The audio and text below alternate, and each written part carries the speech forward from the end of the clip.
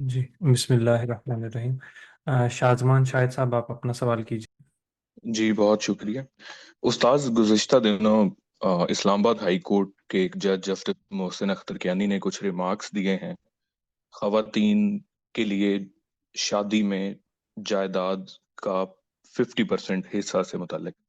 تو اس پہ انہوں نے یہی بات کی ہے کہ نکاح نامہ میں اس کی ایک کلوز ہونی چاہیے، یا آلریڈی ایک کلوز نکاح نامہ میں موجود ہے جس میں کچھ اسپیشل اگر کسی کی کنڈیشنز ہوں تو وہ ایک الگ سے معاہدہ کر کے اس کے ساتھ اٹیچ کیا جا سکتا ہوتا ہے۔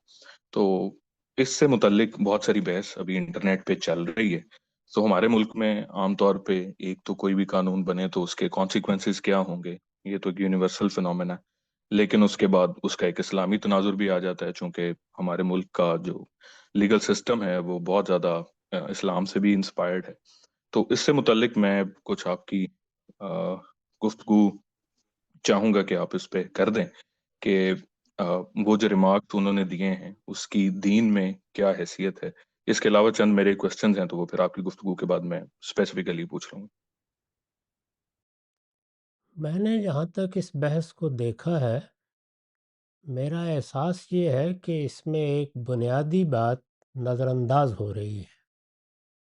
وہ یہ ہے کہ ہمارے ہاں صدیوں سے نکاح سے متعلق ایک عرف قائم ہے۔ یہ آپ جانتے ہیں کہ نکاح ایک معاہدہ ہے، دو لوگوں کے درمیان ہوتا ہے۔ معاہدے کے موقع پر وہ جو شرائط چاہے طے کر لے۔ کوئی شخص اپنی بیوی کو یہ کہہ دے کہ وہ اپنی ساری جائیداد اسی کو دے دے گا، یا بیوی اس کے بارے میں اسی طرح کا کوئی معاہدہ کر لے، تو اس پر کوئی اعتراض نہیں کیا جا سکتا۔ وہ دونوں آزاد ہیں، جو جی چاہے طے کر لیں۔ لیکن جو عرف ہمارے ہاں صدیوں سے قائم رہا ہے وہ یہ ہے کہ نکاح کے بعد اخراجات کی تمام ذمہ داری مرد پر عائد ہوتی ہے۔ ہمارے ہاں جب نکاح کیا جاتا ہے تو یہ بات گویا طرفین کے ہاں مانی ہوئی ہوتی ہے، انڈرسٹوڈ ہے۔ یہ لکھی جائے نہ لکھی جائے، ہر شخص اس کو قبول کر رہا ہوتا ہے۔ اسی کو سوسائٹی کے عرف سے تعبیر کیا جاتا ہے۔ اس کے مطابق عورت جو رفاقت میسر کرتی ہے، اس کے صلے میں مرد اس کو ابتدائی میں اس کے مطالبے کے لحاظ سے مہر کی رقم پیش کرتا ہے، اس کے نان و نفقہ کی تمام ذمہ داریاں اٹھاتا ہے، اس کے بچوں کی پرورش پرداخت کی ذمہ داریاں بھی اٹھاتا ہے۔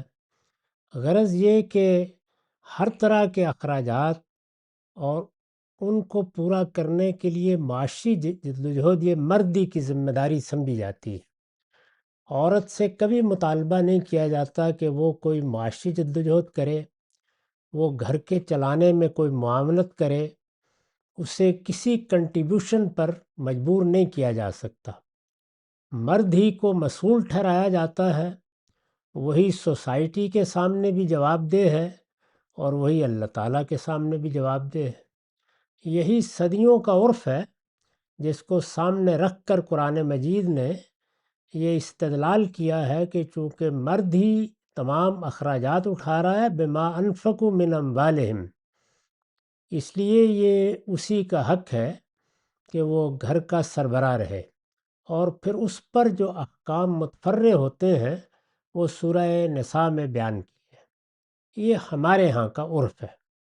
اس کے بالکل برخلاف مغربی قوموں کے ہاں یہ عرف نہ صرف یہ کہ عرف کے حد تک تبدیل ہوا ہے، بلکہ قانون میں اس کو لکھ کر تبدیل کر دیا گیا ہے۔ اس میں مرد و عورت جب نکاح کرتے ہیں اسی طرح وہ جو معاہدہ چاہے کر لے، اس کو تو قبول کیا جاتا ہے، لیکن اگر ایسا نہ ہو تو یہ مانا جاتا ہے کہ گھر کے اخراجات پورا کرنے کی ذمہ داری دونوں کی ہے، دونوں اخراجات کو پورا کرنے کے بھی مکلف ہیں، دونوں کو کنٹریبیوٹ کرنا ہے اور برابر کی سطح پہ کنٹریبیوٹ کرنا ہے۔ عورت کو بھی اپنی ذمہ داریاں ادا کرنی ہیں، مرد کو بھی اپنی ذمہ داریاں ادا کرنی ہیں۔ بچوں کے اخراجات کی بھی نوعیت یہی ہے۔ آپ قانون کے مسودات پڑھ لیجئے، ان میں یہ بات وضاحت سے بیان ہو گئی ہے۔ یہ دو چیزیں بالکل واضح ہیں، اور یہی وہ فرق ہے جو میرے نزدیک اس بحث میں ہمارے قاضی صاحب نے بھی نظر انداز کر دیا ہے اور اس پر لکھنے والوں نے بھی۔ چنانچہ اگر کسی جگہ یہ قانون قاعدہ ہے کہ مرد پر اخراجات کی ذمہ داری ہے، معاشی جدوجہد وہی کرے گا، تو پھر اس طرح کی بات کرنا سراسر ظلم ہے۔ یعنی آپ یہ تو کہہ سکتے ہیں کہ عورت کو بھی اس کے ملکیت میں شریک ماننا چاہیے، یا اس کے لیے کوئی قاعدہ بنا دینا چاہیے۔ ظاہر ہے کہ اس میں پھر ہر طرح کی چیزوں کا لحاظ رکھیے ہی کوئی فیصلہ کیا جا سکتا ہے۔ میں بارہا عرض کر چکا ہوں کہ ریاست کو اسی وقت مداخلت کرنی چاہیے جب حق تلفی کا اندیشہ ہو۔ یہاں جب پہلے سے ایک قاعدہ طے ہے تو عورت اور مرد کو تو یہ حق ہے کہ وہ جو آپس میں چاہیں طے کر لیں۔ نکاح نامے میں بھی اگر کوئی چیز لکھی ہوئی ہے اور وہاں مرد اس بات کو قبول کر لیتا ہے تو کسی کو اعتراض نہیں، لیکن جب ذمہ داری میں دونوں برابر کے شریک نہیں ہیں، دونوں کو اس کا پابند نہیں کیا گیا کہ وہ اخراجات پورے کرنے کے لیے مسئول یا جواب دہ ہیں، تو یہ فیصلہ کیسے قابل قبول ہو سکتا ہے؟ مغربی دنیا میں جہاں جہاں یہ بات مانی جا رہی ہے کہ دونوں شریک ہیں، دونوں ذمہ دار ہیں، دونوں کو کنٹریبیوٹ کرنا ہے، اگر کوئی قرض ہوں گے، اگر کوئی چیزیں واجب الادا ہوں گی تو دونوں ان کے لیے جواب دہ قرار دیے جائیں گے۔ یہاں چونکہ صورتحال اپنی بنیاد میں مختلف ہے، اس لیے یہاں اگر یہ فیصلہ کیا گیا ہے کہ مرد و عورت نکاح کے بعد جو کچھ بھی بنائیں گے یا جو کچھ بھی کمائیں گے اس میں وہ آدھا آدھا شریک ہوں گے، تو اس کی کوئی بنیاد مانی جا سکتی ہے۔ لیکن ہمارے ہاں یہ بالکل بے بنیاد بات ہوگی، اور اس طرح کی قانون سازی سے پہلے آپ کو طے کرنا پڑے گا کہ کیا پھر ہم مردوں سے یہ ذمہ داری اٹھا رہے ہیں؟ کیا ہمارے ہاں عورتیں اس میں برابر کی سطح پر شریک ہونے کے لیے تیار ہو گئی ہیں؟ کیا نکاح کے معاہدے کی جو صدیوں سے نوعیت طے ہے اس کو ہم تبدیل کر رہے ہیں؟ قرآن مجید نے یہ بتا دیا ہے کہ چونکہ یہ بنیاد قائم ہے اس لیے اس پر یہ احکام متفرع ہوں گے۔ یہ بنیاد اگر تبدیل کر دی جائے گی تو علت تبدیل ہو جائے گی۔ میرا خیال ہے کہ ہمارا معاشرہ نہ بھی اس جگہ پہنچا ہے، نہ عورتیں یہ ذمہ داری اٹھانے کے لیے تیار ہوں گی، اور نہ ایک بہت بڑی عورتوں کی تعداد اس طرح کی چیزوں کی مکلف قرار دی جا سکتی ہے۔ یہاں جو کچھ کیا جا سکتا ہے وہ یہ ہے کہ آپ نکاح نامے میں یہ سوال رکھ دیجئے اور عورتوں کے لیے یہ حق مان لیا جائے کہ وہ جس طرح مہر کا مطالبہ کر سکتی ہیں، اسی طرح نکاح کے بعد بننے والے اثاثوں میں کسی درجے میں شراکت کا مطالبہ بھی کر سکتی ہیں۔ اور اس طرح کا مطالبہ اگر عورت کی طرف سے ہوتا ہے اور مرد قبول کر لیتا ہے تو اس میں کوئی معنی نہیں ہے۔ کسی موقع پر اگر یہ ضروری محسوس ہو تو ایک حد تک مناسب قانون سازی بھی کی جا سکتی ہے، لیکن علی الاطلاق کے خیال کرنا یا یہ فیصلہ دینا یا اس پر غور کرنا کہ ان کو نصف نصف میں شریک کر دیا جائے، یہ اس بنیادی حقیقت کو نظر انداز کر کے کہا جا رہا ہے۔ اس لیے میں اس کی کسی حال میں بھی تائید نہیں کر سکتا۔ استاد اس میں ایک آرگیومنٹ جو انہوں نے اپنی بنیادی بات کو سپورٹ کرنے کے لیے دیا ہے وہ یہ ہے کہ وہ شادی کو ایک اکنامک پارٹنرشپ کے طور پر دیکھ رہے ہیں، اور وہ یہ کہہ رہے ہیں کہ مرد اس قابل ہوتا ہی تب ہے کہ وہ باہر جا کر کمائے جب اس کے گھر کی ذمہ داری اس کی بیوی ایز ہوم میکر اور مرد ایز بریڈ ونر کے طور پر یہ رولز سر انجام دے رہے ہوتے ہیں۔ اگر خاتون ایز ہوم میکر اپنی ذمہ داریاں سر انجام نہ دے تو مرد کبھی بھی بریڈ ونر کے طور پر نہیں آ سکتا، اس لیے یہ 50-50% کی اکنامک پارٹنرشپ بن جاتی ہے کہ میں گھر سنبھالتی ہوں اور آپ جو ہیں وہ جا کے باہر سے پیسے کما کر لے کر آئیں۔ تو آپ کا جو آرگیومنٹ ہے کہ مرد ہی کماتا ہے اور سارا ساری ذمہ داری اس کی ہے، تو اس لیے پھر اس بیس پہ اس کو یہ جائیداد کا حق اس کا ہی ہونا چاہیے، جو بھی پراپرٹی ایسٹس وہ بناتا ہے۔ لیکن یہ جو آرگیومنٹ ہے اس کو آپ کس طرح سے دیکھتے ہیں؟ کیا یہ انف نہیں ہے 50-50 کی پارٹنرشپ کے لیے؟ میں یہ عرض کر رہا تھا کہ مرد صرف کما نہیں رہا، میں نے عرض کیا ہے کہ وہ تمام ذمہ داریاں اٹھا رہا ہے۔ ہمارے ہاں بھی اس کو اسی طرح لیا گیا ہے۔ قرآن مجید نے جگہ جگہ یہ بتایا ہے کہ عورت جو رفاقت میسر کرتی ہے اس کے صلے میں مرد یہ ذمہ داریاں اٹھاتا ہے۔ ہمارے قانون میں یہ چیز کبھی بھی عورت کے لیے نہیں مانی گئی کہ وہ گھر در کے معاملات کو سنبھالنے کی ذمہ دار ہے۔ یہ تقسیم بھی عرف کی تقسیم ہوئی ہے، بعض معاشروں میں ہے، بعض میں نہیں ہے۔ جو اصل قانون ہے یا اصل ضابطہ ہے یا اصل عرف ہے وہ اتنا ہی ہے کہ عورت مرد کو رفاقت میسر کرتی ہے اور مرد اس کی تمام ذمہ داریاں اٹھاتا ہے۔ تو اس میں اس بنیاد کو پہلے متعین کرنا ہوگا، یعنی بات یہاں سے شروع نہیں ہوگی، وہاں سے شروع ہوگی جہاں سے یہ مغربی قوموں کے ہاں شروع ہوئی ہے۔ وہاں پہلے یہ طے کیا گیا ہے کہ مرد اور عورت دونوں برابر کے شریک ہیں، دونوں برابر کے ذمہ دار ہیں۔ صرف اتنی بات نہیں کہی گئی کہ عورت گھر میں اگر اطمینان سے بیٹھی ہوئی ہے تو اس کا گھر میں بیٹھنا ہی گویا مرد کو وہ چیز فراہم کر دیتا ہے جس سے وہ آدھے میں شرکت کی حقدار بن گئی ہے۔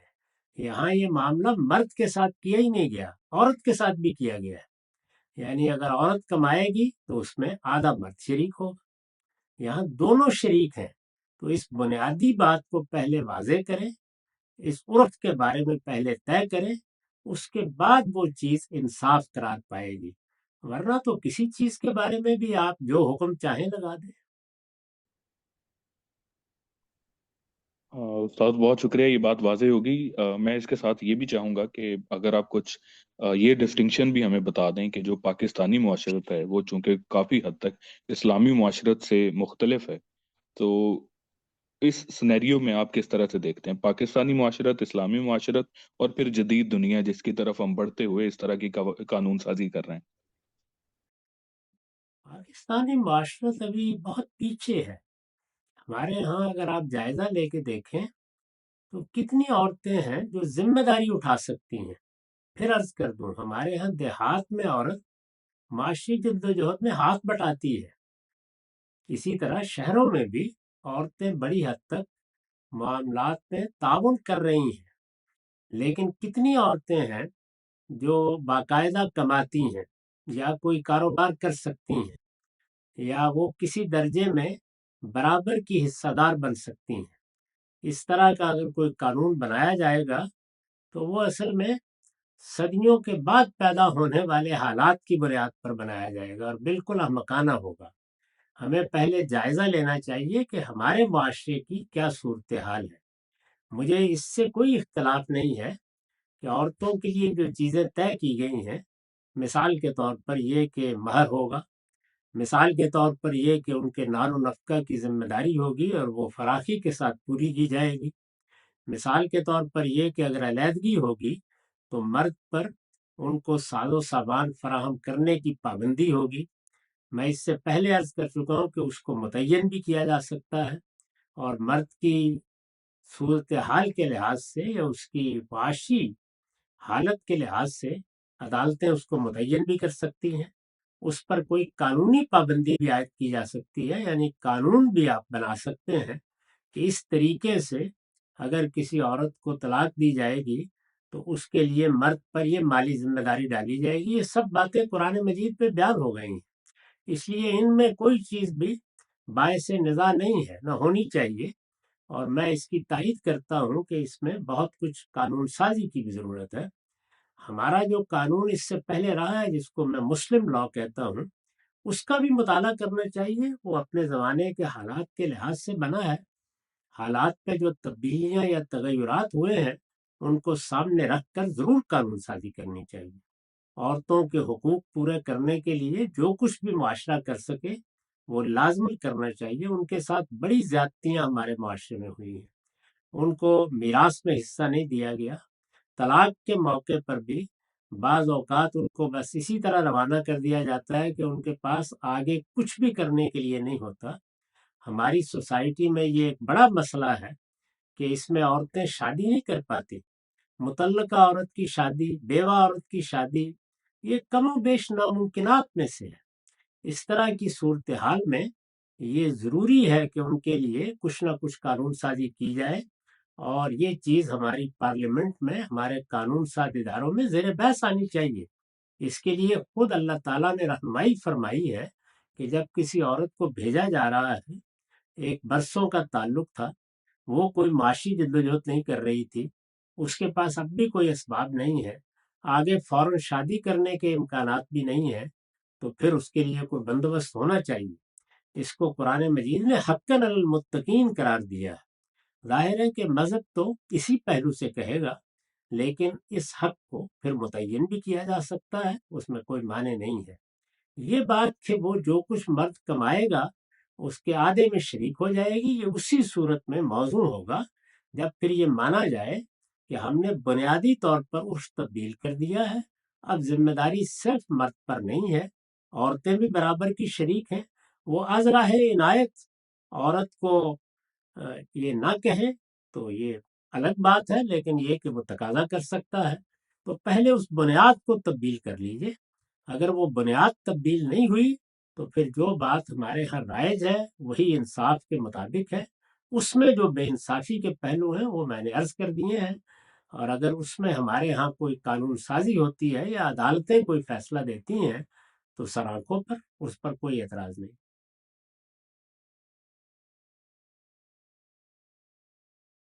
جی استاد، اس کا ایک اور پہلو یہ ہے کہ اس طرح کے قوانین جو دوسرے ممالک میں بھی بنے ہیں، اس میں دیکھا گیا ہے کہ ان سخت قوانین کی وجہ سے کچھ شادی کے معاملات میں کافی کمی آئی ہے، لوگ شادی سے ڈرنا شروع ہو گئے ہیں، بالخصوص نوجوانوں کو اگر دیکھا جائے پاکستان میں بھی، ایون ہمارے اوپن میں ایک سیشن میں بہت سارے نوجوان آتے ہیں، تو ہم ان کے ہاں بھی شادی سے ایک ڈر کی کیفیت دیکھتے ہیں، اور پوری دنیا میں بھی یہ مزاج پایا جاتا ہے، اور اس میں قوانین کا بھی کچھ حد تک کردار ہے۔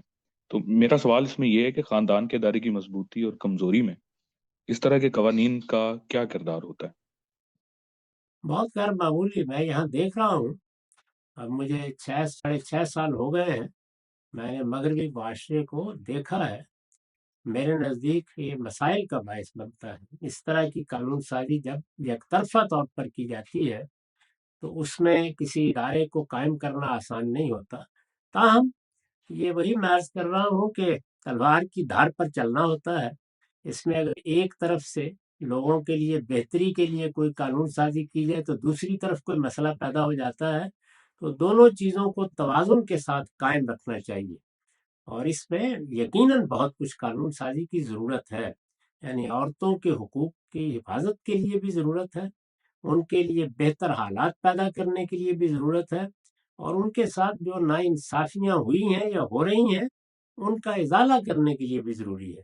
وہ ایک صنف ضعیف ہے، اس لیے ان کی حفاظت کے لیے، ان کی بہتری کے لیے اور ان کی مدد اور معاونت کے لیے جو اقدامات بھی کیے جائیں گے وہ ضرور ہونے چاہیے۔ البتہ توازن ضرور قائم رکھنا چاہیے، یعنی ایسا نہیں ہونا چاہیے کہ نکاح کرنا ہی ممکن نہ رہے، لوگ ان ذمہ داریوں سے گریزاں ہو جائے۔ سب سے اچھی چیز تو یہی ہے کہ اس کو سوسائٹی کے لیے ایک شعوری معاہدہ بنایا جائے، یعنی لوگوں کو اس کی تربیت دی جائے، ایسے ادارے قائم کیے جائیں۔ میں نے دیکھا کہ ملیشیا میں انہوں نے اس میں بڑی پیش رفت کی ہے، یعنی اگر کوئی معاملہ نکاح کا ہو رہا ہے تو وہ چاہتے ہیں کہ اس کے بارے میں ایک وقت ملے، اس وقت میں باقاعدہ لوگ شریک ہوتے ہیں، پھر وہ چاہتے ہیں کہ تربیت ہو، آپ کیا فیصلہ کرنے جا رہے ہیں، یہ پوچھا جائے کہ کن کن چیزوں کو معاہدے میں شامل کرنا ہے، ان کے بارے میں بھی ایک آزادانہ ماحول میسر ہو، تو اگر تو معاہدہ کرنے کے عمل کو ہم بہتر کرنے میں کامیاب ہو جائیں تو بہت سے مسائل اس سے حل ہو جائیں گے۔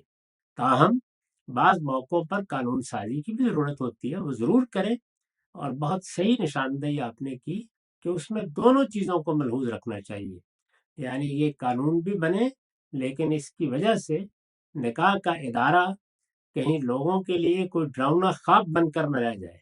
وہ جس طرح یہاں مغربی قوموں کے ہاں اس سے گریزاں ہوتے ہیں اور دوسری نوعیت کے ریلیشن کی بنیاد پر رہتے ہیں.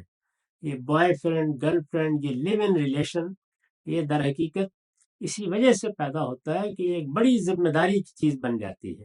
یہ ذمہ داری کی چیز تو ہے، خود اللہ تعالیٰ نے اس کو میثاق غلیظ فرمایا ہے. اس کے بارے میں لوگوں کو متنبہ بھی ہونا چاہیے، لیکن یہ بہت کچھ سوچ سمجھ کے کرنے کی چیز ہے. یہ اس طرح کا سادہ استدلال نہیں ہے کہ عورت کیونکہ گھر میں رفاقت میسر کر رہی ہے تو اب اس کو فلاں چیز میں اس طرح شریک کر دیا جائے، فلاں چیز میں اس طرح شریک کر دیا جائے. میرے نزدیک یہ بات بھی یہاں سمجھ لینے کی ضرورت ہے کہ یہ معاملہ انصاف کے اصول پر دیکھا جائے گا. تو انصاف کا معاملہ یہ ہے کہ بطور ایک قاعدے کے تو آپ مجھ سے پوچھیں گے تو میں کہوں گا انصاف ہونا چاہیے، آپ سے پوچھا جائے گا تو آپ کہیں گے انصاف ہونا چاہیے. لیکن انصاف کیا ہے؟ اس کا تعلق کسی مطلق چیز سے نہیں ہوتا. اس کو حالات کے لحاظ سے دیکھنا ضروری ہے. یعنی دیکھیں گے کہ ہم کس معاشرے میں ہیں، وہاں کیا روایات ہیں، عورتوں کو وہاں کیا مشکلات پیش آتی ہیں. اب اسی کو دیکھ لیجیے. یعنی عرب کے معاشرے میں مثال کے طور پر عورتوں کے لیے دوسرا نکاح کرنا کوئی مسئلہ ہی نہیں تھا. وہ اپنے والدین پر جا کر یا بھائیوں پر جا کر منحصر نہیں ہو جاتی تھی، اگلے ہی دن نکاح کر لیتی. یعنی اس میں تو اللہ تعالیٰ کو باقاعدہ توجہ دلانی پڑی کہ لوگ عدت کے دوران میں اس طرح کے معاہدے نہ کرنا شروع کر دیں. تو اگر معاشرے کی وہ نوعیت ہے تو پھر کوئی مسئلہ نہیں. پھر تو اگر آپ نے 2 کپڑے دے کے بھی رخصت کر دیا ہے تو آگے پھر ایک مرد اس کی ذمہ داری اٹھانے کے لیے تیار ہے. لیکن کیا ہمارے معاشرے میں بھی ایسا ہی ہے؟ تو جس طریقے سے ہمارے ہاں بعض مذہبی لوگ عرب معاشرے میں جو ضرورتیں تھیں ان کو سامنے رکھ کر بنائے گئے قوانین کو ابدیت دینے کی کوشش کرتے ہیں، یعنی جو ہماری فقہ میں بنائے گئے ہیں، اللہ کی شریعت میں جو چیزیں کہی گئی ہیں وہ تو آخری درجے میں متوازن ہیں. لیکن فقہی قوانین بہرحال سوسائٹی کو سامنے رکھ کے، حالات کو سامنے رکھ کے بنائے جاتے ہیں. ان کو ضرور نظر ثانی سے گزرنا چاہیے. اور مذہبی لوگوں کو بھی اس معاملے میں ہمارے معاشرے کے لحاظ سے جو قانون سازی ہونی ہے یا ہونی چاہیے اس کی طرف خود آگے بڑھنا چاہیے. یہ سب باتیں اپنی جگہ بالکل صحیح ہیں. تاہم میں پھر عرض کر دوں کہ یہ نصف کا معاملہ، یہ جب تک بنیادی عرف تبدیل نہ کیا جائے اس وقت تک بالکل خلاف انصاف ہوگا. استاد ایک دو باتیں مزید ہیں اس میں. یہ جو آپ نے لفظ بولا رفاقت میسر کرنے والا، رفاقت میسر کرنے کو اگر آپ تھوڑا سا ایکسپلین کر دیں، چونکہ اب جو جدید معاشرہ ہمارے ہاں بھی تشکیل پا رہا ہے اور یہ چونکہ ایک ہائبرڈ معاشرہ اس وقت میں اسے سمجھتا ہوں ٹرانزیشن میں ہے، اور آپ کو کئی فیملیز ملیں گی جو بالکل ویسٹرن طریقہ کار پہ اپنے خاندانی معاملات کو چلا رہے ہیں. اسی لیے اس طرح کے لاز کو یہاں پہ بہت جلدی اہمیت بھی ملنا شروع ہو جاتی ہے، بالخصوص بڑے شہروں میں جیسے لاہور ہے، اسلام آباد ہے، یونیورسٹیز ہیں جہاں پہ بچوں کو جدید کانسیپٹ پڑھائے جاتے ہیں. رفاقت میسر کرنے کو میرا خیال ہے آج کل جو اس کے لیے انگلش ٹرمینالوجی چلائی جا رہی ہے، اور غالباً اس ججمنٹ میں یا اس کے اوپر لکھے جانے والے ریویوز میں ڈومیسٹک لیبر کا ورڈ بہت زیادہ استعمال ہو رہا ہے. اور وہ یہیں سے آرگومنٹ لے کر آتے ہیں کہ یہ گھر کی جو ذمہ داری ہے، یہ جو رفاقت میسر کرنا ہے، یہ اصل میں ڈومیسٹک لیبر ہے. اور ڈومیسٹک لیبر کے آپ کو وہی حقوق ملنے چاہیے جو کسی بھی لیبر کے ملتے ہیں.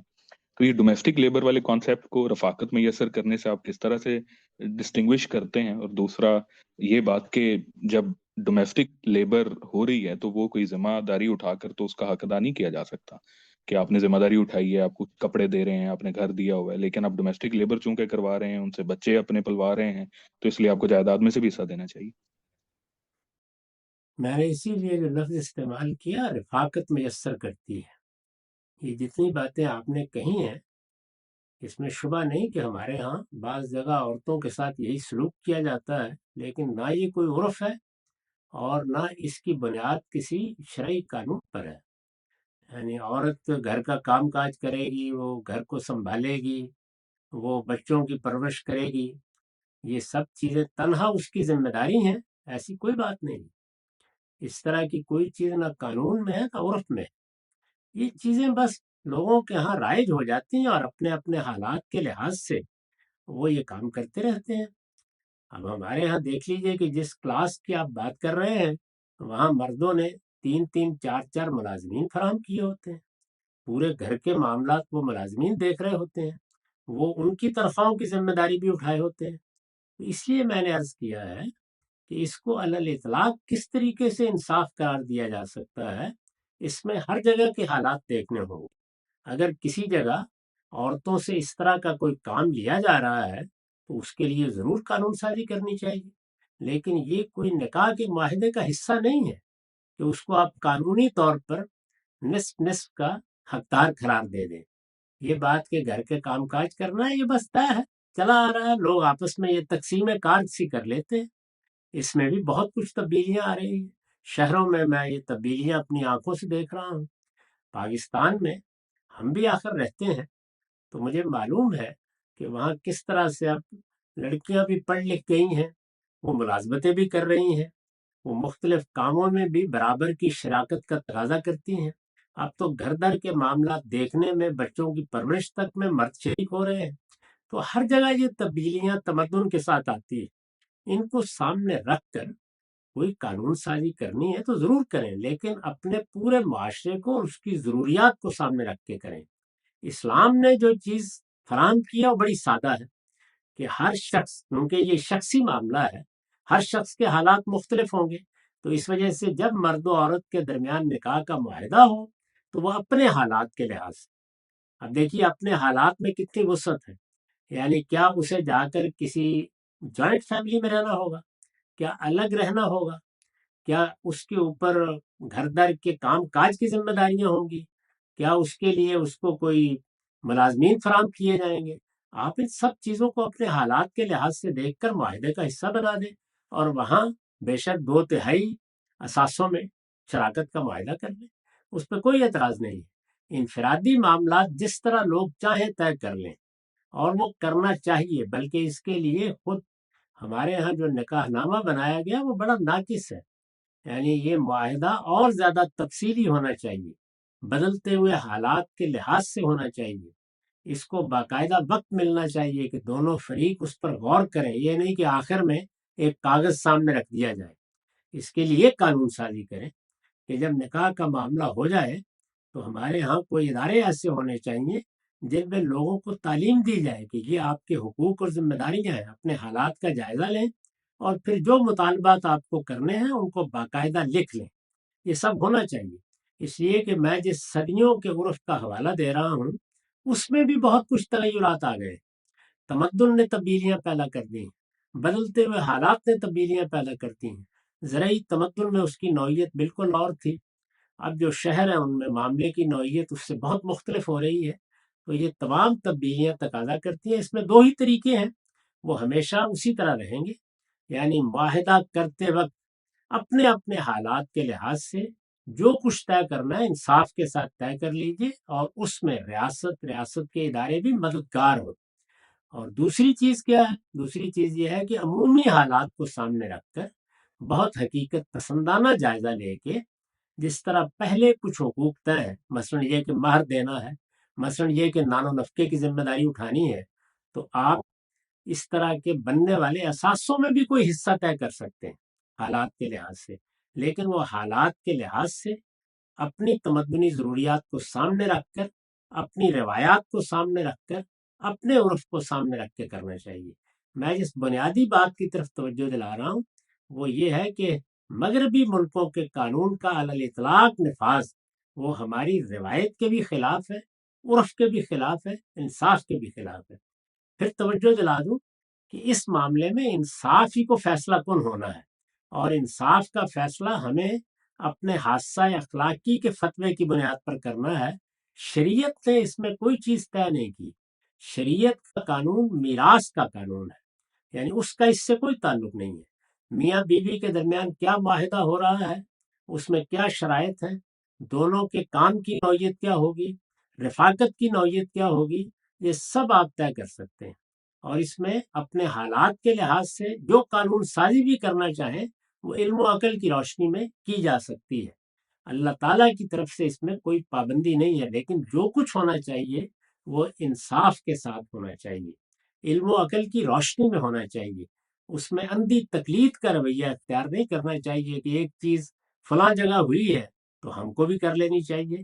ہمیں یہ دیکھنا ہے کہ یہ معاملات ہمارے یہاں کیسے ہوتے ہیں۔ تو اس ذیل میں یہ سمجھ لیجئے کہ رفاقت میں اس طرح کی کوئی لیبر شامل نہیں، کبھی بھی شامل نہیں رہی، نہ ہماری روایت میں شامل رہی ہے، نہ ہماری فقہ میں کبھی شامل رہی ہے، اور نہ ہماری شریعت میں شامل۔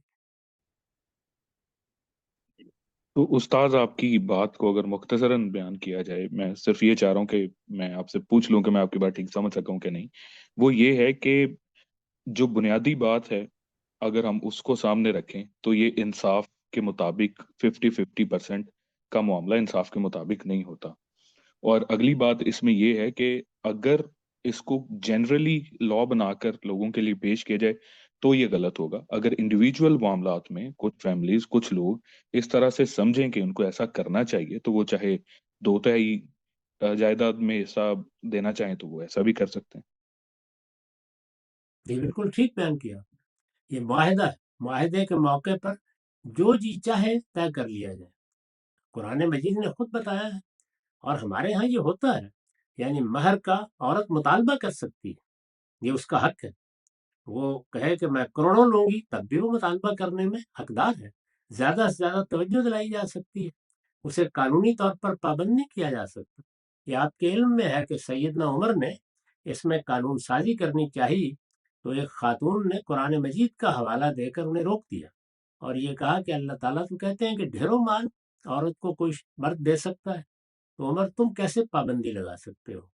اس موقع پر آپ جو جی چاہے طے کر لیں، جو کچھ دینے کا چاہے فیصلہ کر لیں، وہ باہمی رضامندی کا معاہدہ ہے، جس طرح چاہے ہو جائے، لیکن جو معاہدہ ہوگا اس پر پھر کچھ حقوق متعین ہوں گے۔ قرآن مجید کو بھی لوگ بالکل غلط سمجھتے ہیں اس معاملے میں۔ قرآن نے پہلے اس عرف کو بیان کیا اور یہ بتایا ہے کہ چونکہ مرد ہی ہاتھ پاؤں مار سکتے تھے، معاشی ضرورتوں کو وہی پورا کر سکتے تھے، اپنی صلاحیت کے لحاظ سے اس وقت کے حالات میں یہ ذمہ داری اٹھانا انہی کے لیے ممکن تھا، انہوں نے مالی اخراجات پوری کرنے کی ذمہ داری اٹھائی ہے، اس کے نتیجے میں وہ گھر کے سربراہ بنے ہیں۔ اب جب وہ گھر کے سربراہ ہیں تو ان کے ساتھ یہ رویہ ہونا چاہیے، یعنی پہلے اس عرف کو بیان کیا ہے اور پھر اس کے بعد اس پر متفرع ہونے والے قانون کو بیان کیا ہے۔ اس وجہ سے میں نے توجہ دلائی ہے کہ یہ اس حکم کی علت ہے کہ مرد نے تمام اخراجات کی ذمہ داری اٹھائی ہے۔ جب آپ اس کو تبدیل کریں گے تو اس پر متفرع ہونے والے احکام میں بھی تبدیلی آئے گی، اس لیے جو معاہدہ بھی کرنا ہے وہ باہمی طور پر کر لیں، اس پر کوئی اعتراض نہیں ہے۔ اس میں ریاست بھی تعاون کرے، یعنی اس میں معاہدہ کیسے کیا جائے، اس میں کن چیزوں کی ضمانت دی جائے، اس میں کتنا وقت ملنا چاہیے۔ جب آپ نکاح کے لیے کوئی تجویز پیش کریں تو کیا کسی جگہ ہم لوگوں کی تربیت کا یا ان کو ان جانب توجہ دلانے کا اہتمام کر سکتے ہیں؟ وہ سب چیزیں کی جا سکتی ہیں، لیکن جب آپ پورے ملک کے لیے ایک قانون بناتے ہیں تو پھر وہ قانون انصاف کے تقاضوں کے مطابق بننا چاہیے۔ اس میں پھر بہت وسعت کے ساتھ جائزہ لینا چاہیے کہ ہم اس وقت کہاں کھڑے ہیں، ہمارے حالات کیا ہیں، ہمارے عرف میں کیا تبدیلیاں آئی ہیں، اور اگر کوئی آئی ہیں تو ان کے لحاظ سے انصاف کی بات کیا ہو۔ استاد اسی میں ایک آخری بات آپ سے پوچھنی ہے کہ قرآن پاک کی یہ آیت جس طرح سے آپ نے بیان کیا کہ عرف کو بیان کرنے کے بعد اللہ تعالیٰ نے قانون بیان کیا ہے، تو وہ عرف آپ نیچر کے مطابق سمجھتے ہیں یا جو اس وقت عرف مغربی اقوام نے اپنا لیا ہے اس کو آپ نیچر کے مطابق سمجھتے ہیں؟ فطرت کا اس میں کیا معاملہ ہے؟ نہیں، میرے نزدیک نکاح کا ادارہ یہ کوئی فطرت کے مطابق کا سوال نہیں ہے، اس کا تعلق ضرورت اور حالات سے، یہ اسی سے پیدا ہوتا ہے۔ یعنی یہ بات کہ انسان جبلی طور پر جنسی تسکین چاہتا ہے، یہ تو بالکل ٹھیک ہے۔ یہ کہ اس کو بچوں کی خواہش ہوتی ہے اور وہ چاہتا ہے کہ اس کی نسل باقی رہے، یہ بھی فطرت کا تقاضا ہے، لیکن طریقہ کیا اختیار کیا جائے اور کیا معاملات اس کے لیے طے کیے جائیں، ذمہ داریوں کی تقسیم کیا ہو، یہ سب چیزیں ظاہر ہے ضرورت کے لحاظ سے ہیں، اور اس میں حالات بھی اپنا کردار ادا کرتے ہیں۔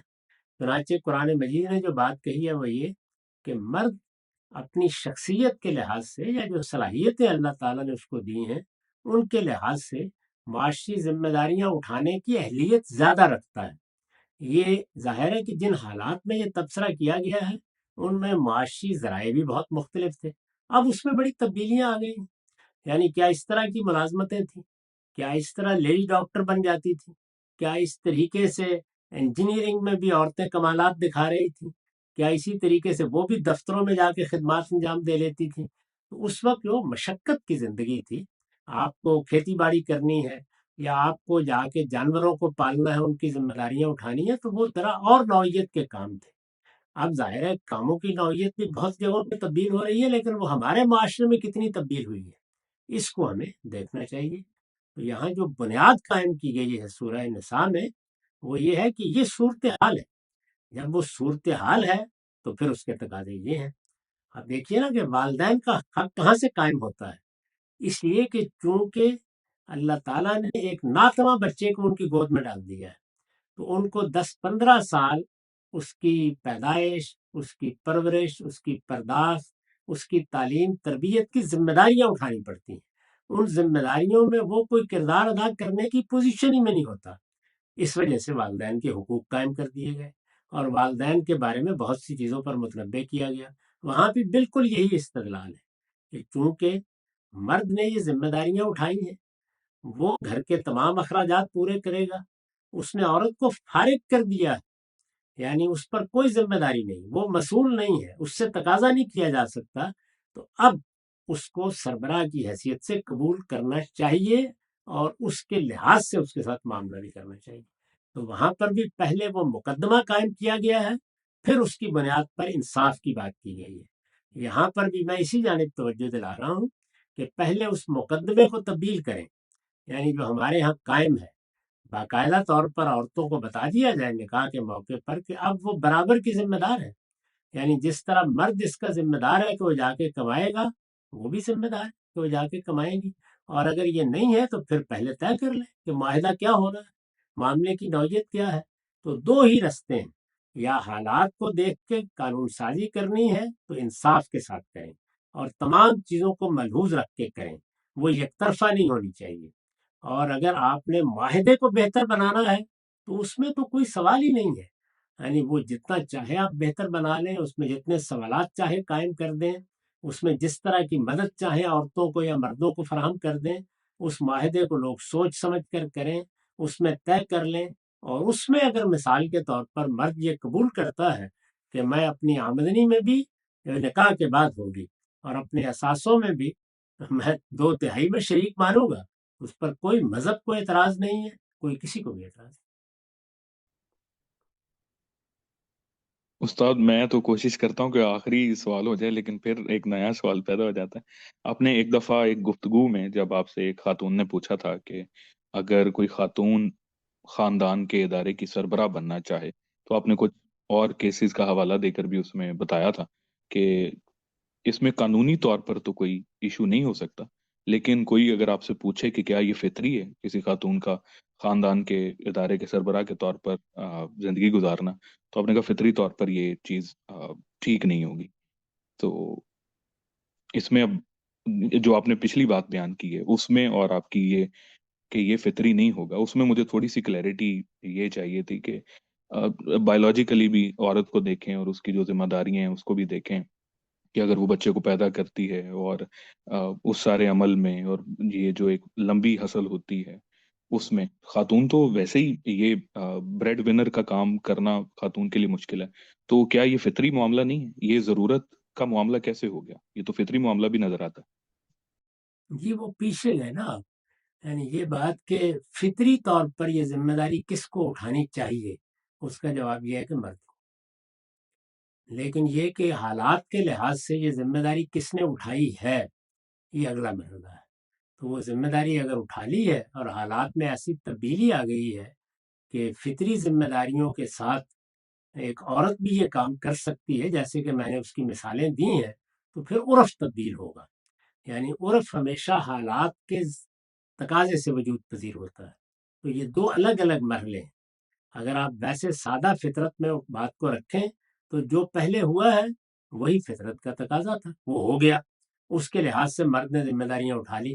اب تمدنی ضرورتیں بدلنی شروع ہوئیں، حالات میں تبدیلی آنی شروع ہوئی، معیشت کے ذرائع میں تبدیلی آ گئی، عورتوں کی تعلیم نے ان میں بڑے فرق پیدا کر دیے.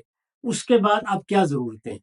اب مثال کے طور پر آپ دیکھیں، ہم لوگ جو مغرب میں رہتے ہیں تو ہم یہ دیکھتے ہیں کہ یہاں اگر عورتیں برابر کی سطح پہ شریک نہ ہوں تو ایسی معاشرت وجود میں آ گئی ہے کہ گھر نہیں چلایا جا سکتا، ممکن ہی نہیں ہے۔ تو یہ دوسری بات ہے جس کو میں نے سمجھانے کے لیے عرض کیا ہے کہ یہ ضرورت سے پیدا ہو رہی ہے۔ تو یہ ادارہ اصل میں ضرورت سے پیدا ہوا ہے، یہ فطری تقاضوں کے مطابق ہے، لیکن پیدا ضرورت سے ہوتا ہے کہ کس طرح بنانا ہے آپ نے۔ تو اتنی بات کہ فطرت کا تقاضا یہ ہے کہ انسان اپنی جنسی جبلت کی تسکین کے لیے رفاقت چاہتا ہے، فطری تقاضا ہے کہ اس کی آغوش میں بچے کو ڈالنا ہے تو اب ماں باپ کا رشتہ قائم ہونا چاہیے۔ فطری تقاضا ہے کہ مرد چونکہ اپنے حالات کے لحاظ سے، اپنی جسمانی ساخت کے لحاظ سے اور خود بچے کی تربیت اور پرورش اور بلکہ اس کی پیدائش کے لحاظ سے بھی مختلف ہو گیا ہے، تو فطرت کا تقاضا ہے کہ وہ ذمہ داریاں اٹھائے۔ یہاں تک بات فطرت کے تقاضے پر ہوگی، لیکن پھر حالات میں تبدیلی آ گئی، تغیر ہو گیا، نوعیت بدل گئی، زمانہ بدل گیا، تو اب یہ عرف میں تبدیلی کا تقاضا کرتا ہے۔ اس کی طرف میں نے اشارہ کیا۔ استاد بہت شکریہ، انشاءاللہ کچھ اور سوالات ہوئے تو پھر اگلی نشست میں آپ کی خدمت میں پیش کریں گے۔ بہت عنایت۔ جی نعیم خان صاحب آپ اپنا سوال کیجیے۔ السلام علیکم سر۔ وعلیکم السلام۔ سر اکثر ایسا ہوتا ہے کہ سامنے والے کا رویہ آپ کے ساتھ بہت ہی روڈ ہوتا ہے، یعنی بہت ہی تضحیک امیز ہوتا ہے اور آپ بے عزتی فیل کرتے ہیں، اور ہم جواب دے سکتے ہیں، اس کی پوزیشن میں ہوتے ہیں، لیکن ہم جواب نہیں دیتے بلکہ خاموش ہو جاتے ہیں۔ میرا اور میری وائف کا رویہ دونوں کا یہی ہے کہ ہم جب ایسی کوئی سچویشن ہوتی ہے تو ہم خاموش ہو جاتے ہیں۔ جیسے ہم برطانیہ میں رہ رہے ہیں تو یہاں پہ بہت سے ریسسٹ ہوتے ہیں اور بہت ہی آپ کو مسلمان سمجھ کے بہت ہی بے عزتی والا جو ہے رویہ اختیار کرتے ہیں۔ تو سر مجھے بس یہ پوچھنا تھا کہ کیا یہ رویہ درست ہے؟ کیا یہ دین ہمیں اسی چیز کی تعلیم دیتا ہے؟ شکریہ۔ اس کا تعلق میرے عزیز حالات سے ہے، یعنی کون سے حالات ہیں جن میں آپ کوئی جواب دے سکتے ہیں، آپ کی صورتحال کیا ہے، آپ کہاں رہتے ہیں، آپ کو کیسی سپورٹ حاصل ہے۔ یہ تو پیغمبروں کو بھی دیکھنا پڑتا ہے۔ یہ تو نہیں ہو سکتا کہ لوگوں پر ایک ایسی ذمہ داری دینی لحاظ سے ڈال دی جائے جس کا وہ تحمل ہی نہیں کر سکتے۔ تو اس لیے اس میں حالات ہی فیصلہ کن ہوتے ہیں۔ آپ کو دیکھنا ہے کہ کیا آپ کا کسی کو جواب دینا یا آپ کا کسی کے مقابلے پہ اتر آنا وہ آپ کے لیے کوئی بڑے مسائل یا بڑی مصیبت کا باعث تو نہیں بن جائے گا۔ تو انسان اپنے حالات کو دیکھ کر یہ جائزہ لیتا ہے۔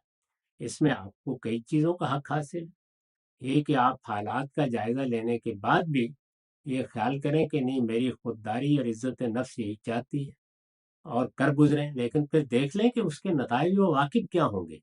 کیا آپ ان کو بھگتنے کی اہلیت رکھتے ہیں؟ آپ کے لیے کوئی اس سے بھی بڑی مشکل تو نہیں پیدا ہو جائے گی؟ اسی طرح سے یہ بات کہ ایک ماحول میں یا ایک جگہ پر ایسی صورتحال پیدا ہو گئی ہے تو کیا مجھے یہ سب چیزیں برداشت ہی کرتے رہنا چاہیے، یہاں سے ہجرت کر جانی چاہیے؟ قرآن مجید نے بھی یہ بتایا ہے کہ یہ صورتحال اگر پیدا ہو گئی کہ زیر دستوں کو اللہ کا نام لینے سے بھی روک دیا گیا تو فرمایا کہ ہجرت کر جاؤ۔ تو آپ برطانیہ میں ہوں یا کسی اور ملک میں، آپ شہر تبدیل کر لیں، جگہ تبدیل کر لیں، آپ جہاں ہماری کمیونٹی کے لوگ زیادہ رہتے ہیں ان میں چلے جائیں، تو یہ حالات کے لحاظ سے فیصلے کرنے چاہیے کیا کرنا ہے اس وقت۔ تاہم اپنے آپ کو آپ ایک چیز کا اظہار کر کے اس سے بڑی مشکل میں ڈال لیں، اس کا ظاہر ہے میں مشورہ نہیں دے سکتا، اور ہر موقع کے اوپر رد عمل ظاہر کرنا ضروری بھی نہیں ہوتا۔ تو اگر آپ اپنی تحقیر محسوس کرتے ہیں تو انسان کو اپنی جان، اپنے مال اور اپنی آبرو کی حفاظت کا حق حاصل ہے۔ وہ آپ کو کوئی روکے گا نہیں، مانے نہیں ہے، لیکن یہ کہ آپ جس چیز کی حفاظت کر رہے ہیں کیا اس کے بعد کسی اور بڑی مشکل میں تو آپ مبتلا نہیں ہو جائیں گے؟ مال میں بھی دیکھیے نا، ہمارے ہاں جب اسلحے کی نوعیت تبدیل ہو گئی، پہلے عام طور پر ڈاکو بھی آتے تھے تو ہاتھ میں انہوں نے کوئی عصا پکڑا ہوتا تھا، یا زیادہ سے زیادہ کوئی چاقو ہوگا، کوئی تلوار ہوگی، وہ گھر میں بھی ہوتے تھے یہ اسلحے۔ تو اب نوعیت تبدیل ہو گئی تو ہم نے پھر لوگوں کو نصیحت کرنا شروع کی کہ بھائی مال دے دو اور اپنی جان بچاؤ۔ اسی طرح عزت کا معاملہ ہے، عزت کے معاملے میں آپ ہر شخص بہت حساس ہوتا ہے، اس میں بھی دیکھ لینا چاہیے کہ کیا ہمارے حالات ایسے ہیں اور ہم یہاں سے جا سکتے ہیں. تو پھر جس کو قرآن نے کہا ہے کہ آدمی مستضعف بھی ہوتا ہے، یعنی ایسا ضعیف ہوتا ہے کہ حالات کے لحاظ سے وہ کوئی رد عمل ظاہر نہیں کر سکتا، تو اللہ اس کی مدد کرے، دعا کرنی چاہیے. لیکن آپ کوئی جواب دیں اور اس جواب کے نتائج آپ بھگتنے کے لیے تیار نہ ہوں، نہیں، اس کا پہلے آپ کو تحمل کرنے کا فیصلہ کرنا چاہیے. اس کے لحاظ سے پھر جو بھی کرنا ہے کریں. معاف کر دینا یا درگزر کر لینا یہ تو اسی وقت خوبی کی بات ہوگی جب آپ کے حالات ایسے ہیں کہ آپ انتقام لے سکیں اور پھر آپ معاف کر دیں.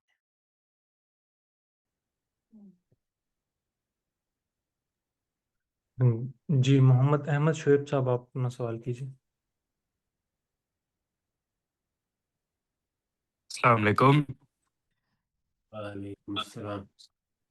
اتنی شادی کی بات ہو رہی ہے، ہم نوجوانوں کی شادیاں ہی کروا دے کوئی. میں نے کیا کہتے ہیں ایک سوال کرنا تھا.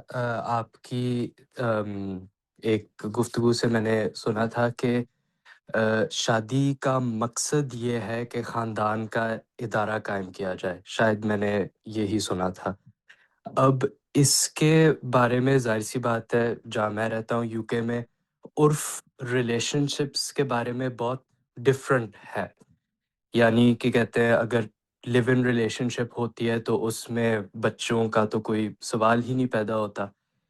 تو کیا شادی کا مقصد اگر کوئی مسلمان اس عرف میں رہتے ہوئے کرے تو یہ خاندان کا ادارہ تو کہتے ہیں شاید 5-10 سال کی بات ہو جائے آگے جانے کے لیے، تو اس وقت تک شادی کے ادارے کو کیسے دیکھا جائے؟ کیا اس کا مقصد وہی رہے گا کہ اس کے مقصد میں تبدیلی آ جائے گی؟ نکاح کا ادارہ تو جس مقصد کے لیے قائم کیا گیا ہے وہ ایک ابدی مقصد ہے. یہ تو آپ جنسی تسکین کی بات کر رہے ہیں، یعنی جس چیز کو آپ ریلیشن کہہ رہے ہیں وہ کچھ بھی نہیں ہے اس کے سوا. اگر آپ کو نکاح کرنا ہے تو وہ تو کسی لیے کیا جاتا ہے کہ گھر بنے گا، ہم اکٹھے رہیں گے، ذمہ داریاں مل کر انجام دیں گے، ہماری اولاد ہوگی، اور اس طریقے سے بڑھاپے تک گویا ایک رفاقت کا عہدہ جو آپ کرتے ہیں، اسی کو نکاح کہا جاتا ہے. یہ کرنا ہے تو اس کے تمام تقاضوں کو سمجھ کر کریں، اور اگر یہ نہیں کرنا تو پھر آزادانہ زندگی ہے. اس آزادانہ زندگی میں ان معاشروں میں اب کوئی پابندیاں نہیں رہیں، لوگ گوارا کر رہے ہیں، لیکن ہمارے دین میں پابندی ہے. ہمیں یہ بتا دیا گیا ہے کہ ہم جنسی معاملات میں کوئی اقدام نہیں کر سکتے، یعنی کسی کے ساتھ جنسی تعلق قائم کرنے میں، جب تک ہم نکاح کے رشتے میں نہ بندھیں. تو وہ ہمارے ہاں کا ایک ابدی قانون ہے. اگر آپ اس پوزیشن میں نہیں ہیں تو پھر آپ اپنی ذات کی حد تک جنسی تسکین کے لیے جو بھی کریں وہ بالکل جائز ہوگا. اس پر میں لکھ بھی چکا ہوں. اس میں ہمارے ہاں جو لوگوں نے قیاسات کیے ہیں بالکل بےمانی ہے، لیکن کسی دوسرے کے ساتھ تعلق قائم کرنے کے لیے تو بہرحال یہ ضروری ہے کہ آپ نکاح کے رشتے میں بندھے. جی آپ اپنا اگلا سوال کیجیے. نعمان یوسف. سوری، کہتے ہیں میرا فالو اپ ہے، میں پہلے کر دوں کہ؟ جی آپ احمد بھائی آپ سوال کیجیے. جی بالکل آپ کی بات معقول ہے کہ اس کا مقصد اور یہ ذمہ داری اٹھانا، لیکن اگر میں اصل میں دیکھنا عرف کی ہی بات کر رہا ہوں کہ پچھلے زمانوں میں بہت شاید آسان ہوتا تھا شادی کرنا. آپ نے یہ بھی بات کہی تھی کہ کام کرنے کے اس کا کام بھی مختلف ہوتا تھا، اس کے طریقے بھی مختلف ہوتے تھے، لیکن وہ ایک جذبہ جو ہے وہ کیا کہتے ہیں اپنی ذات سے متعلق رکھنا کبھی شاید کافی نہیں ہوتا.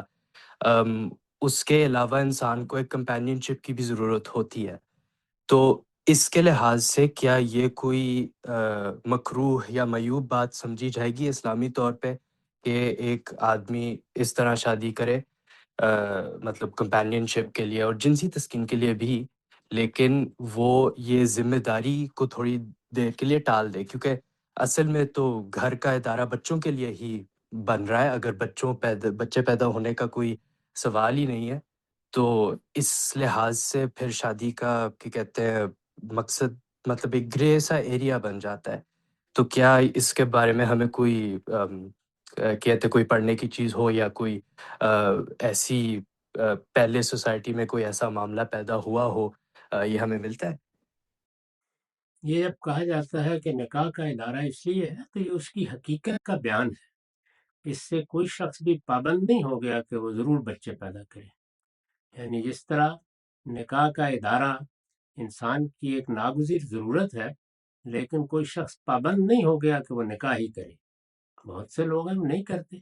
تو اسی طریقے سے اگر کسی مرد و عورت نے یہ فیصلہ کیا ہے کہ وہ ابھی 2 سال 4 سال بچے نہیں پیدا کریں گے، تو وہ ان کو حق ہے اس بات کا۔ یعنی اس معاملے میں کوئی قانونی پابندی نہیں ہے۔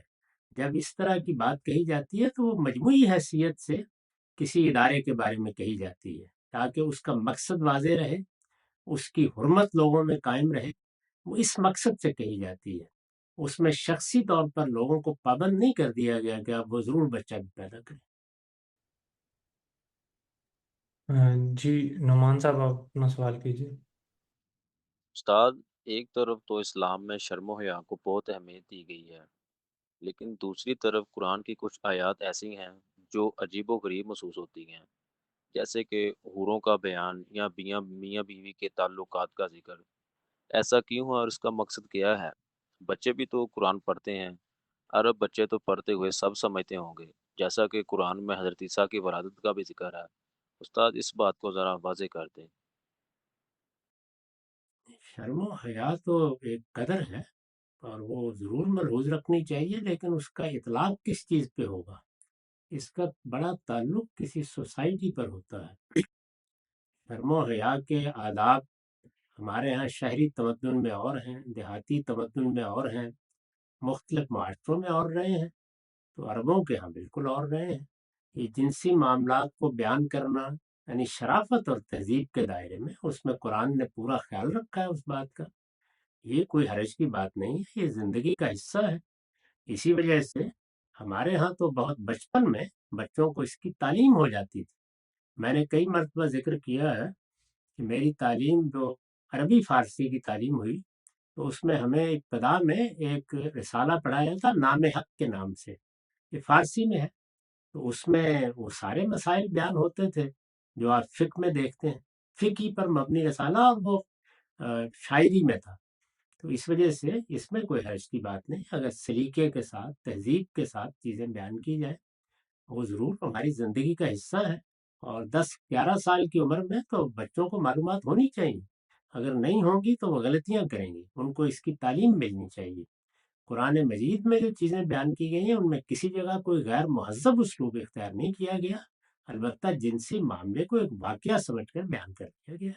تو واقعے کی حیثیت سے یہ بچوں کے سامنے بھی بیان ہوگا، یعنی جب وہ سمجھنے کے قابل ہو جائیں گے۔ 8-10 سال کی عمر میں انہیں بہت سی چیزیں بتانی ناگزیر ہو جاتی ہیں، تو اس میں کوئی چیز شرم و حیا کے خلاف نہیں ہے۔ قرآن مجید نے کہیں کوئی برہنہ اسلوب اختیار نہیں کیا، بہت ہی مہذب طریقے سے اپنی بات بیان کر دی ہے۔ باقی ظاہر ہے کہ کچھ نہ کچھ تربیت کا، ذوق کا اس کا فرق ہوتا ہے۔ ابھی آپ میرے ساتھ پنجاب کے دیہات میں چلیے تو میں آپ کو دکھاؤں کہ وہاں بوڑھے لوگ، بزرگ لوگ، وہ جن کی ریشے مبارک سے وضو کے قطرے ٹپک رہے ہوتے ہیں، وہ گھر میں کھڑے ہوئے کیا گفتگو کر رہے ہوتے ہیں۔ تو اس میں بہت سی چیزیں ایسی ہیں جس کا تعلق عرف سے ہو جاتا ہے۔ اس وجہ سے اس میں بہت زیادہ حساس ہونے کی بجائے آپ متعین طور پر مجھے بتائیے کہ وہ کون سا مقام ہے جہاں قرآن مجید نے کوئی برہنہ طریقہ اختیار کیا ہے۔ یعنی اندازہ کیجئے کہ اس میں تو رفع حاجت کے معاملے میں جو اسلوب اختیار کیا گیا وہ یہ ہے کہ جا احدکم من الغائط، تم میں سے کوئی نشیبی زمین سے ہو کے آئے۔ اسی طرح سے جنسی اعضاء کے بارے میں یہ طریقہ اختیار کیا گیا ہے کہ تمہارے ہاتھوں اور پاؤں کے درمیان میں، یا اسی طرح دوسری جگہ یہ اسلوب اختیار کیا گیا ہے کہ یہ پانی نکلتا ہے، یہ تمہاری پیٹھ اور تمہاری پسلیوں کے درمیان سے نکلتا ہے۔ تو کوئی نام نہیں لیا گیا، البتہ یہ جنسی عمل کیا چیز ہے، اس میں کیا معاملات ہیں، اس کو ظاہر ہے کہ ایک ایسی کتاب میں بیان کیا گیا ہے کہ بچوں کے لیے اصلاً نہیں لکھی گئی، یعنی اصلاً تو وہ انسان کی رہنمائی کے لیے ہے۔ اور بچوں کو پڑھانے کا طریقہ بھی یہ ہے کہ آپ اس کے وہ حصے پہلے پڑھائیے جس میں اس طرح کی چیزیں بیان نہیں ہوئی۔ یہ لازم نہیں ہے کہ آپ ابتدائی عمری میں پورا کا پورا قرآن بچوں کو پڑھا دیں۔ وہ ہمارے ہیں چونکہ لوگوں نے اس کو سوچ سمجھ کر نہیں پڑھنا ہوتا، تو اس وجہ سے پڑھا دیا جاتا ہے۔ ورنہ عربوں کے ہاں اس کا لحاظ رکھا جاتا ہے۔ جی استاذ، میرا آپ سے ایک سوال تھا کہ شاعری یا کلام جب ہم پڑھتے ہیں تو اس میں ایک بعض دفعہ ایسا لگتا ہے کہ بہت عامیانہ چیز سامنے آ گئی ہے، کیونکہ ہم اسی مقصد کے تحت یہاں آئے تھے تو وہ ہم پڑھتے بھی رہتے ہیں، اس سے حظ بھی اٹھاتے ہیں۔ آپ اگر کوئی انتخاب بتا دیں کہ خاص طور پہ جو دین کے طالب علم ہیں ان کو یہ چند مجموعے جو ہیں وہ لازمی پڑھنے چاہیے، اور آپ اپنا جو پسندیدہ کلام ہے وہ شاعری ہے یا نثری کلام ہے اس پہ بھی اگر آپ بتا دیں۔ شاعری میں آپ بہت اچھا انتخاب کر سکتے ہیں، لیکن یہ کہ اس میں بھی وہی بات ہے جو ابھی انہوں نے قرآن مجید کے بارے میں کہی، عامیانہ چیزیں تو کسی جگہ بھی نہیں پڑھنی چاہیے۔ میں نے بعض موقعوں پر بڑی تفصیلی گفتگو اس میں کی ہے۔ میرا خیال ہے کہ شاید مشفق سلطان صاحب کے سوالات کے جواب میں نے یہ بتایا تھا کہ کیا چیزیں لازماً ایک عربی ادب کے طالب علم کو پڑھنی چاہیے یا فارسی ادب کے طالب علم کو پڑھنی چاہیے۔ وہ اگر آپ نکال لیں تو اس میں تفصیلی گفتگو ہے اور اس سے بہت کچھ آپ کو رہنمائی مل سکتی ہے۔ اصولی بات میں یہ عرض کر دیتا ہوں کہ عربی زبان کے جو مجموعے ہیں یا جو انتھولوجیز ہیں یا اسی طرح دواوین ہیں، ان میں تو ہمیں یہ دیکھنا ہوتا ہے کہ زبان کا اچھا ذوق پیدا ہو۔ چنانچہ جو چیزیں بالعموم منتخب کی گئی ہیں وہ اسمیات کے کچھ حصے ہیں، مفضلیات کے کچھ حصے ہیں، حماسہ کے کچھ حصے ہیں، سبع معلقات ہیں۔ ان میں ظاہر ہے کہ بعض ایسی چیزیں بھی ہیں جن سے ہو سکتا ہے کہ طبیعت اباہ کرے یا وہ آپ کو اچھی نہ لگے ایک خاص عمر میں، ان کا انتخاب بھی آپ کر سکتے ہیں۔ لیکن وہاں مجبوری یہ ہے کہ آپ کو عربی زبان کیا ہے، اس کا ادب کیا ہے، اس میں بات کرنے کے اسالیب کیا ہیں، ان کو سکھانے کی ضرورت ہوتی ہے۔ انتخاب اس میں بھی کر لینا چاہیے اور وہ اساتذہ کر سکتے ہیں، بڑی آسانی کے ساتھ آپ کو بتا سکتے ہیں۔ حماسہ میں تو عنوانات قائم ہیں، ان کی روشنی میں آپ خود انتخاب کر سکتے ہیں۔ اسی طرح کا معاملہ فارسی شاعری کا ہے۔ فارسی شاعری تو زیادہ تر صوفیانہ ہے، اس میں بڑا اچھا انتخاب کیا جا سکتا ہے۔ حافظ وغیرہ کے ہاں یا اور دوسرے لوگوں کے ہاں اگرچہ عشق عاشقی کے مضامین ہے، لیکن ان کے اسالیب ایسے ہیں کہ ان میں کوئی چیز بھی گرا نہیں گزرتی طبیعت کے اوپر۔ ہمارے ہاں بھی لوگوں نے بڑے رکھ رکھاؤ کے ساتھ اس طرح کے معاملات کو بیان کیا ہے۔ تو محبت کے معاملات، عشق کے معاملات اگر وہ تہذیب کے دائرے میں بیان ہو رہے ہیں اور لطافت کے ساتھ بیان ہو رہے ہیں تو کوئی معنی نہیں ہے، ان کو عامیانہ کہنا بھی نہیں چاہیے۔ لیکن اگر ان میں مثال کے طور پر جنسی معاملات کو برہنہ طریقے سے بیان کیا جا رہا ہے یا لغو گوئی ہو رہی ہے تو ایسی چیزوں کو نکال دینا چاہیے اور ان سے گریز کرنا چاہیے۔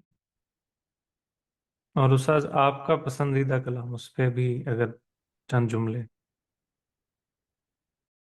یہ تو ایک بڑا تفصیلی سوال ہے، اس وجہ سے کہ وہ فارسی زبان میں بالکل اور چیزیں ہیں، عربی زبان میں اور چیزیں ہیں، اردو زبان میں اور چیزیں ہیں۔ تو شاعروں کی حد تک تو یہ بات کہی جا سکتی ہے، لیکن پورے انتخاب کو بیان کرنے کے لیے تو پھر کوئی خصوصی نشست چاہیے۔ جی انشاءاللہ استاذ، آئندہ ہفتے انشاءاللہ آپ سے ملاقات ہوگی، تب تک کے لیے اجازت دیجیے۔